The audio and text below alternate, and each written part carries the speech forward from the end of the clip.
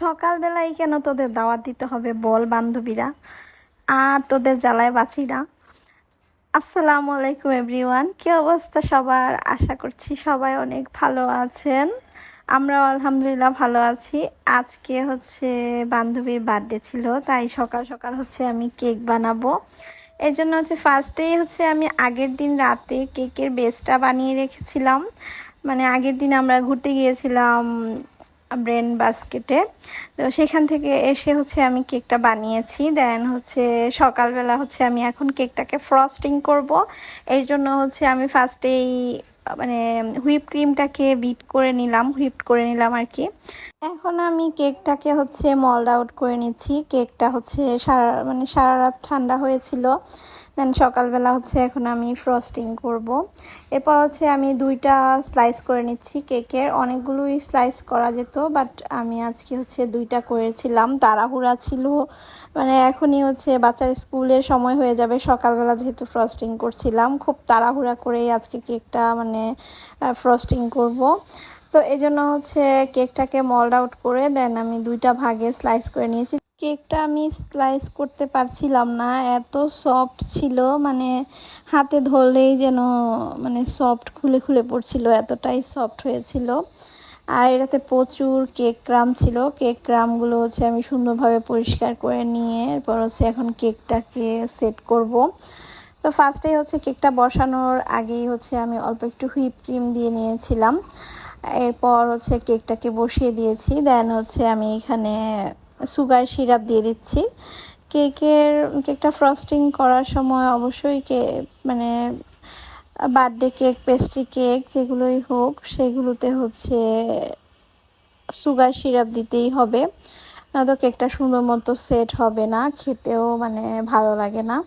কেকটা অরেঞ্জ ফ্লেভারের ছিল। আমার কাছে কেন জানি অরেঞ্জ ফ্লেভারের কেকগুলো বেশি ভালো লাগে খেতে, তাই আমি সবসময় অরেঞ্জ ফ্লেভার দিয়ে কেকটা বানিয়ে ফেলি। ভ্যানিলা ফ্লেভারেরও বানাই, বাট আজকে হচ্ছে আমি অরেঞ্জ ফ্লেভার দিয়ে বানালাম। ম্যাঙ্গো ফ্লেভারেরও মাঝে মধ্যে বানিয়েছিলাম। এর আগে আমি ম্যাঙ্গো ফ্লেভারের বানিয়েছিলাম, আজকে ভাবলাম অরেঞ্জ ফ্লেভারের বানাই।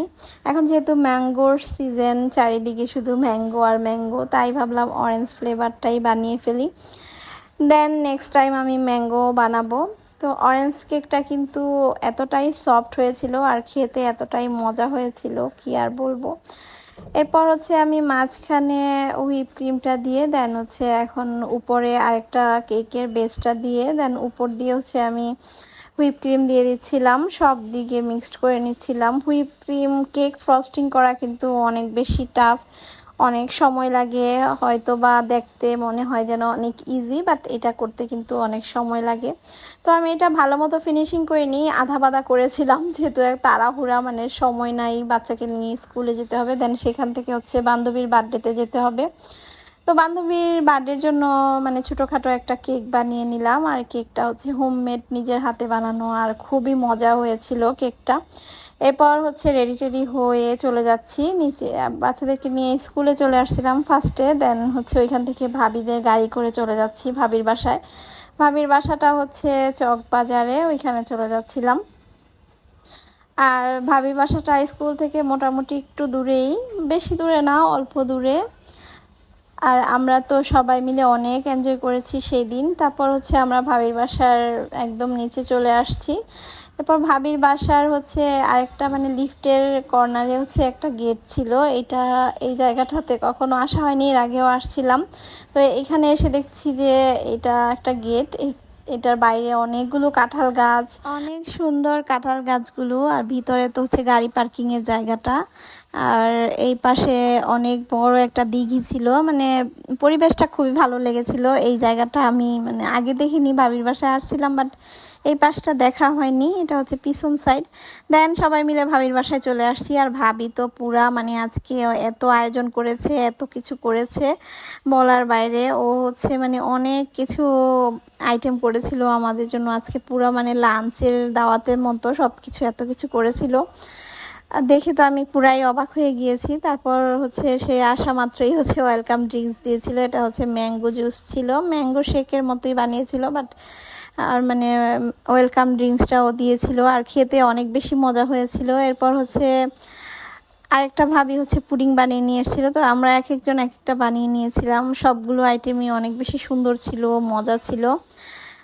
তারপর হচ্ছে সব কিছু হচ্ছে ভাবি টেবিলে সার্ভ করতেছিল, মানে আমাদেরকে সে অনেক কি খাওয়াবে না খাওয়াবে মানে একদমই অস্থির হয়ে গিয়েছিল। সেরকমই বাসায় গেলে শুধু খালি এত এতগুলো করে নাস্তা বানাবে আর খাওয়াবে।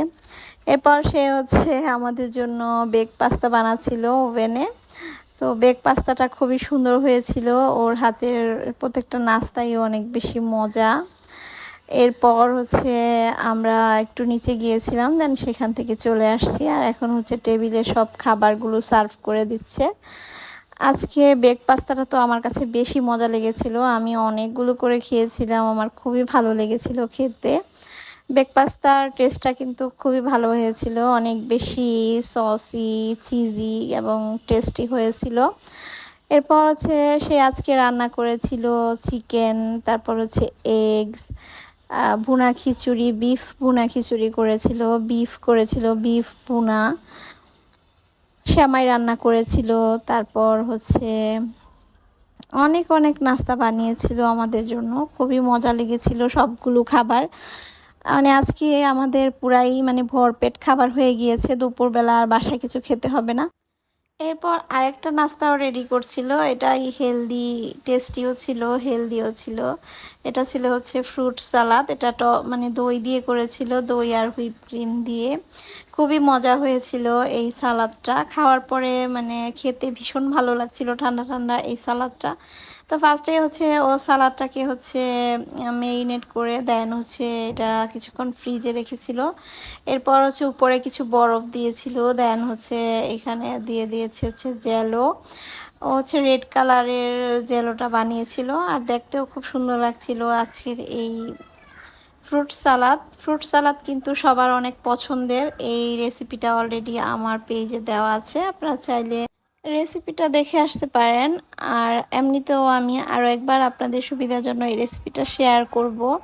ফ্রুট সালাদের রেসিপি খুবই ইজি আর খুবই সিম্পল ওয়েতে বানানো যায়, এতটাই মজাই ফ্রুট সালাদ। তো সব ধরনের ফ্রুটস এখানে মিক্সড করেছিল, আর খেতে খুবই মজা ছিল। ওর বাসার প্রত্যেকটা খাবারই অনেক বেশি মজা হয়েছিল আজকে। দেন আমরা কিছুক্ষণ গল্প করলাম, আর ও তো আমাদের সবার জন্য বক্স ভরে ভরে সবগুলো খাবার আবার অলরেডি দিয়ে দিয়েছে, যেহেতু বাচ্চারা কেউ যায়নি এই জন্য। আর আজকে অনেক কষ্ট করেছে, ওকে অনেক অনেক থ্যাঙ্কস আমাদের সবাইকে এত মজার মজার খাবার খাওয়ানোর জন্য। আজকের ব্লগটা আপনাদের কাছে কেমন লেগেছে অবশ্যই কমেন্ট করে জানাবেন। এখন হচ্ছে আমরা বাসায় চলে যাচ্ছি। নেক্সট ব্লগে সবাইকে স্বাগতম। Thank you for watching my video.